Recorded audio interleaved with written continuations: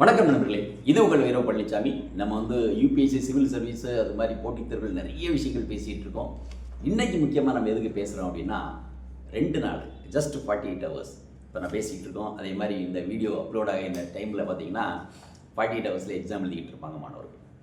So day after tomorrow 24th மே 2025 UPSC civil service exam preliminary exam நடக்க போகுது. So காலையில் GS paper, மதியம் CSAT paper. இப்போ நம்ம முக்கியமான சில விஷயங்கள் நம்ம பேசணும். ஏன்னா நிறைய மாணவர்களுக்கு இப்போ இது ஒரு போட்டி அப்படிங்கிறது ஒரு மிகப்பெரிய ஒரு கேட். இந்த கேட்டை விட்டு அடுத்து நம்ம தாண்டினோம்னா தான் வாழ்க்கையில் மெயின் எப்படி எழுதுறது அப்படிங்கிறது நமக்கு தெரியும் இல்லையா? அப்போ இந்த பெரிய ஸ்ட்ரகிள், இந்த பெரிய ஒரு ஃபில்டரை எப்படி நம்ம கிராஸ் ஆகி நெக்ஸ்ட் லெவலுக்கு போகிறது இல்லையா? அப்போ அதுக்கு நம்ம இவ்வளோ நாள் வரைக்கும் ப்ரிப்பேர் பண்ணியிருக்கோம். அப்போ இந்த 2 நாளையில் நம்ம என்ன செய்யணும், என்ன செஞ்சால் உண்மையில் நம்மளால் ஜெயிக்க முடியும் அப்படிங்கிறது ஒவ்வொருத்தருக்கும் தெரியணும். So it's just for 48 hours. Next 48 hours how we are going to behave, right? So முக்கியமான ஒரு விஷயம் என்னென்னா, இன்னைக்கிலிருந்து நீங்கள் இப்போ இருந்து புதுசாக எந்த ஒரு பாடத்தையும் படிக்கக்கூடாது. இப்போ மட்டும் கிடையாது, நான் நார்மலாக இப்போ என்ன சொல்லுவேன்னா, கடைசி 1 வீக்கே நீங்கள் புதுசாக எந்த ஒரு பாடத்தையும் படிக்கக்கூடாதுன்னு சொல்லுவேன். So that's very very important. புதுசாக எந்த ஒரு விஷயத்தையும் உலகம் எதுவுமே விழுந்தால் கூட பரவாயில்ல, எதுவுமே மனசில் தெரியலைன்னு ஒரு எண்ணம் வந்தாலும் பரவாயில்ல, நீங்கள் எதை பற்றியும் படிக்காதீங்க, எதை பற்றியும் திங்க் பண்ணாதீங்க. ஓகே, முக்கியமான விஷயம், நீங்கள் நாளை கழிச்சு போகையில் ஹால் டிக்கெட்டு, பிளாக் பென், இந்த 2ஐயும் மறக்காமல் எடுத்துகிட்டு போகணும். 2 ஹால் டிக்கெட் எடுத்துகிட்டு போயிருக்க, பிரிண்ட் எடுத்து கையில் வச்சுக்கோங்க. ரொம்ப ரொம்ப முக்கியமான விஷயம். தட்ஸ் வெரி வெரி இம்பார்ட்டன்ட், பேசிக். அதே மாதிரி கடிகாரம், அது அனலாக் கடிகாரம், டிஜிட்டல் பயன்படுத்தக்கூடாது அப்படின்ற சட்டம் இருக்குது. நீங்கள் போட்டு போனீங்கன்னா கூட வெளியே வைத்து வச்சுருவாங்க. ஸோ அதனால் டிஜிட்டல் பயன்படாது. அப்போ நீங்கள் அனலாக் கடிகாரம் ஏன்னா உங்களுக்கு அவசியம் தேவை. எவ்வளோ நேரம் இருக்குது நீங்கள் அப்பப்போ பார்த்துக்கிறதுக்கு கண்டிப்பாக இது ஒரு அவசியமான 2வது விஷயம். 3வது, யாராவது ஒருத்தர் சொன்னாங்க, அவர் சொன்னார், இந்த ஃப்ரெண்டு சொன்னாப்புல, அந்த இது நம்ம ஏற்கனவே சொன்ன மாதிரி இந்த டாபிக் படிக்கிறதெல்லாம் பேசணும்னு வச்சுங்களேன், இந்த மாதிரி எதையுமே தொடாதீங்க. இதெல்லாம் நம்ம பக்கத்தில் தூரத்தில் ஒதுக்கி வச்சிடணும். ரொம்ப ரொம்ப முக்கியமான ஒரு விஷயம், ரைட்? இந்த நெக்ஸ்ட் 2 days. அடுத்தது நான் எப்போவுமே என்னோடய வீடியோவில் நான் பேசுகிறேன், இத்தனை காலமாக நான் பேசுகிறேன், எல்லாத்தையும் சொல்லுவேன், தூக்கம். இன்றைக்கு நைட்டும் நாளைக்கு நைட்டும் உங்களுடைய தூக்கம் ரொம்ப ரொம்ப அவசியம்.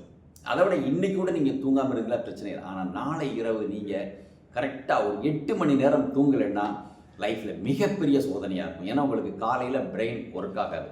பிரெயின் ரீவைண்ட் ஆகிறதுக்கு, ரீபர்பிஷ் ஆகிறதுக்கு, ரெஜிமினேட் ஆகிறதுக்கு உங்களுக்கு நல்ல தூக்கம் அவசியம். நிறைய இளைஞர்கள் நம்மகிட்ட பேசுகிறவங்க, எனக்கு தூக்கம் வரல, மனசு கஷ்டமாக இருக்குது, அப்படி இப்படி நிறைய சொல்லுவாங்க. நீங்கள் பாருங்க, என்ன நடந்தாலும் பிரச்சனை கிடையாது. நீங்கள் கண்டிப்பாக நல்லா தூங்கணும். தூக்கம் மிகப்பெரிய விஷயம். உங்களுடைய மெமரியை சூப்பராக கொண்டு வரது விஷயமே, ரீகால் பண்ண கொண்டு வரது விஷயமே இந்த பிரெயின் தான். இப்போ கம்ப்யூட்டர் இருக்குது, கம்ப்யூட்டரை நீங்கள் தொடர்ந்து அடிச்சு வச்சுக்கிட்டே இருந்துச்சுங்க, திடீர்னு ஒருத்தர் கம்ப்யூட்டர் ஆஃப் ஆயிடும், சிபியூ ரொம்ப இதாகிடும். அதே மாதிரி இதுவும் சிபியூ தான் இல்லையா? இந்த சென்ட்ரல் ப்ராசஸிங் யூனிட்டுக்கு ரெஸ்ட் வேணும். அப்போ தான் நீங்கள் படித்த விஷயங்களை ரீகால் ஆகிறதுக்கு, உங்களுடைய மெமரி பாக்கெட்டில் ரீகால் ஆகிறதுக்கு ரொம்ப பயன்படும். ஸோ தூக்கம் மிக மிக அவசியம். தூக்கம், மறுபடியும் சொல்கிறேன், தூக்கம் மிக மிக அவசியம். அதே மாதிரி சாப்பாடு, இந்த 2 நாளும் ஒழுங்காக நீங்கள் எப்போவுமே எங்கே சாப்பிட்றீங்களோ அதே இடத்துல சாப்பிடுங்க. புதுசாக எதையும் ட்ரை பண்ணாதீங்க. சிம்பிள் ஃபுட் சாப்பிடுங்க. வேறு எந்த ஒரு புது விஷயத்தையும் நீங்கள் தொடாதீங்க. ஏன்னா உடம்புக்கு முடியாமல் போயிடுச்சுன்னா ரொம்ப கஷ்டமாயிரும். நிறைய இடத்துல வெயில் அதிகமாக இருக்குது, வெயிலின் தாக்கம் அதிகமாக இருக்கனால உடம்புக்கு ஏதாவது சூழல் வரதுக்கு வாய்ப்பு இருக்குது. ஸோ இந்த முடியாமை, இயலாமை வராமல் இருக்கிறதுக்கு நம்ம சிம்பிள் ஃபுட் சாப்பிடணும். இதை ஞாபகம் வச்சுக்கோங்க. அடுத்து இந்த டியூ டே ரொம்ப ரொம்ப முக்கியமானது. டே ஆஃப்டர் டுமாரோ காலையில் அரை மணி நேரத்துக்கு முன்னாடியே போகணும். So 9 to 11:30 exam. அப்போ 9 to 11:30 எக்ஸாம் அப்படின்னா நீங்கள் 9 மணிக்கே get closed off an hour before. அப்போ உங்களுக்கு நீங்கள் எவ்வளோ தூரத்தில் ட்ராவல் பண்ணிக்க கணக்கு பண்ணிக்கோங்க. உங்களுடைய சென்டர் முதலே பார்த்துக்கங்க, லொக்கேஷன் பார்த்துக்கங்க, டிராஃபிக் பொசிஷன் பார்த்துக்கங்க. அட்வான்ஸாக போய் ரீச் பண்ண போயிடுங்க. 8:30 should be there, 9 o'clock entry closed. அப்போ ஸோ தட் உங்களுக்கு மனசில் உட்காந்து ஒரு 10 நிமிஷம் ஆசுவாசப்படுத்துவதற்கு, அப்படியே ரிலாக்ஸ் ஆகிறதுக்கு கரெக்டாக. இப்போ முக்கியமான விஷயம் நான் பேச போகிறது தேர்வு அன்றைக்கு நீங்கள் என்ன செய்யணும். தேர்வு அன்றைக்கு கொஸ்டின் பேப்பரை பார்க்குறீங்க. முதல்ல உங்களுக்கு ஆன்சர் ஷீட் கொடுத்துருவாங்க. அந்த ஆன்சர் ஷீட்டில் நீங்கள் ஓஎம்ஆரில் எல்லாம் நிரப்பீங்க. கொஸ்டின் கடைசியில் வரும் இல்லையா? Take a deep breath. மனசை உள் வாங்கி அப்படி கண்ணை க்ளோஸ் பண்ணிவிட்டு just you see your breath only for 5 minutes. எந்த ஒரு பால்பிட்டேஷன் ஒரு வேகம் ஒரு மாதிரி இருந்தால் கூட you will come to the normal position. ரொம்ப ரொம்ப அவசியம், ரொம்ப ரொம்ப அவசியம். ஏன்னா யாரை கொண்டு வந்து தேர்வு உட்கார வச்சாலும் ஒரு பயம் இருக்கும். ஒரு டாப்பர் நீங்கள் சொல்லுவீங்க, போன வருஷம் டாப்பர் ஆகிப்பார், இந்த வருஷம் ப்ரிலிமினரியோட கிளியர் ஆகாமல் ஒரு ஆட்களாக இருக்கிறாங்க. அவங்கள யாரை வச்சாலும் இந்த ஃபியர் இருக்கும். அப்போ பேப்பர் வர்றதுக்கு முன்னாடி நமக்கு அந்த ஃபியர் இருக்கும், அந்த பால்பிட்டேஷன், அந்த வேர்வை வர்றது, இந்த மாதிரி இருக்கும் இல்லையா? அந்த சூழலை நீங்கள் தடுத்து இருக்கணும்னா மூச்சு பயிற்சி, அதே மாதிரி ரிலாக்ஸாக இருக்கு. 5 நிமிஷத்தில் நம்ம ரிலாக்ஸ் ஆகிடும், நம்ம நார்மலுக்கு வந்துடுவோம். சரிங்களா? அடுத்தது பேப்பரை வாங்குறீங்க, வாங்கிட்டு ஓப்பன் சொன்ன பிறகு யூ ஹாவ் ஒன்லி 2 hours. நல்லா ஞாபகம் வச்சுக்கோங்க, ஒன்லி 2 hours. 2 மணி நேரத்தில் first 45 minutes you take it from me. First 45 minutes கொஸ்டினை நல்லா பார்த்து நல்லா தெரிஞ்ச கொஸ்டின் மட்டும் அடிங்க. ஏன்னா இப்போ வந்து நீங்கள் பார்த்துருப்பீங்க, நெகட்டிவ் மார்க் இருக்குது, கொஸ்டின் வந்து சிம்பிள் கொஸ்டின் இருக்குது, காம்ப்ளெக்ஸ் கொஸ்டின் இருக்குது, இன்னும் ஃபர்தர் காம்ப்ளிகேட்டட் கொஸ்டின் இருக்குது, ஈஸி கொஸ்டின் இருக்குது, அந்த ஓரளவுக்கு மிதமான ஒரு கடினமாக இருக்குது, மிக வெரி ஹார்டர் கொஸ்டின்ஸ்லாம் இருக்குது. அப்போ வெரி ஈஸி கொஸ்டின் இருக்கக்கூடிய ஒரு 33 கொஸ்டின் இருக்குது. அந்த 33 கொஸ்டினை நீங்கள் நிச்சயமாக இம்மீடியட்டாக நீங்கள் வந்து அட்டாக் பண்ண முடியும். You will reach. It will take just 45 minutes. அடுத்த ஒரு 45 minutes medium level question, another 35 question, medium level questions.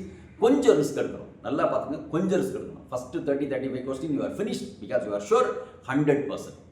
அடுத்த ஒரு 35 questions medium level tough question, அதுக்கு ஒரு 45-50 நிமிஷம் கொடுக்குறீங்க.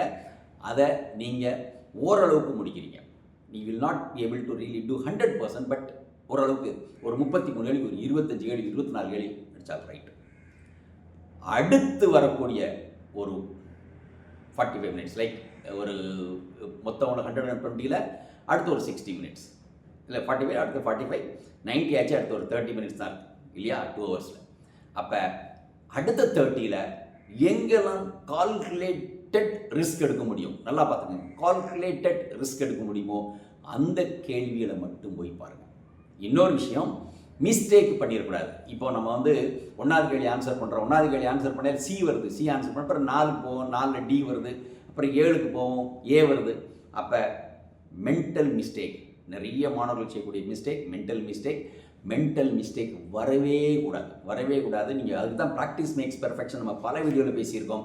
நிறைய மாடல் டெஸ்ட் எழுதி பழகிருந்தீங்கன்னா உங்களுக்கு எந்த கொஸ்டினுக்கு என்ன ஆன்சர் பண்ணுறீங்க அப்படிங்கிறது உங்களுக்கு தெளிவாக தெரியும் இல்லையா? முடிஞ்சது 11:30 முடிஞ்சுது.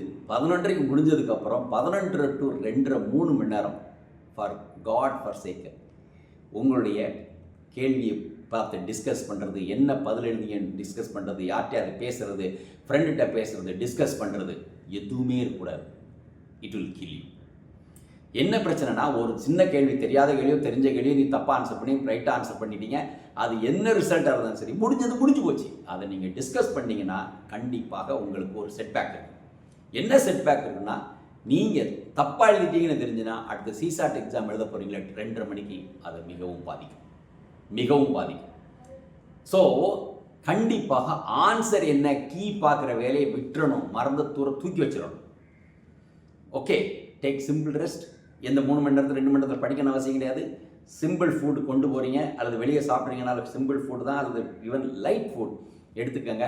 அப்புறம் 2:30 கூட சிசாட் பேப்பர் மறுபடியும் when you really do it, நம்ம எப்படி சேம் நம்ம வந்து சொன்னோமோ அதே மாதிரி இந்த ஸ்ட்ராட்டஜி. இதில் நமக்கு 66 மார்க் வாங்கினா போதும், 33%, 66 மார்க் வாங்கினா போதும், 80 கேள்விகள்.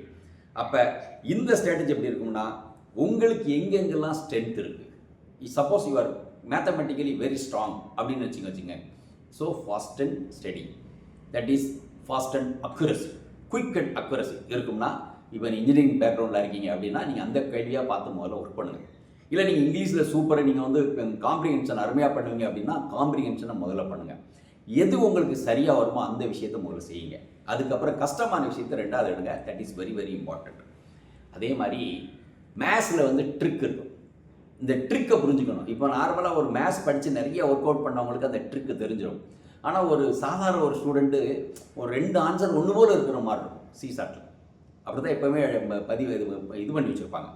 அப்போ அதில் குழம்பி போயிடக்கூடாது, நம்ம ரொம்ப கவனமாக இருக்கணும். That's very very important, right? So இது எல்லாம் முடிச்சுட்டு எக்ஸாம் முடிஞ்சது, okay, what ever the result, what ever it comes, fine அப்படிங்கிற மாதிரி வெளியே வரோம். அதுக்கப்புறம் டிஸ்கஸ் பண்ணுறோம், ஃப்ரெண்ட்ஸ்கிட்ட பேசுகிறோம், ஓகே, தட்ஸ் ஃபைன். இப்பவும் சொல்லுவேன், மறுபடி என்ன ரிசல்ட் ஆனாலும் சரி, எதை பற்றியும் கவலைப்படாமல் மெயின் தேர்வுக்கு ஒரு 4-5 நாள் பிரேக் கொடுத்துட்டு, அல்லது 2-3 நாள் பிரேக் கொடுத்துட்டு மெயின் தேர்வுக்கு படிக்க ஆரம்பிங்க, ப்ராக்டிஸ் பண்ண ஆரம்பிங்க. இதுதான் முக்கியம். ஸோ இளைஞர்கள், நாளை மறுநாள் தேர்வு எழுத போகிறவங்க அவ்வளோ பேருக்கும், சிவில் சர்வீஸ் ப்ரிலிமினரி எழுத போகிறவங்க அவ்வளோ பேருக்கும் நம்முடைய வாழ்த்துக்கள். எல்லோரும் வெற்றி பெற நாங்கள் உங்களுக்காக வேண்டிக் கொள்கிறோம். மிக்க நன்றி. Thank you very much. உங்களுக்கு பிடிச்சிருந்தா லைக் பண்ணுங்க, ஷேர் பண்ணுங்க, சப்ஸ்கிரைப் பண்ணுங்க, கமெண்ட் பண்ணுங்க, பெல் ஐக்கன் பிரஸ் பண்ண மறந்து போயிடாதீங்க. அப்பதான் நாங்க போஸ்ட் பண்ற வீடியோவோட நோட்டிஃபிகேஷன் உங்களுக்கு வரும்.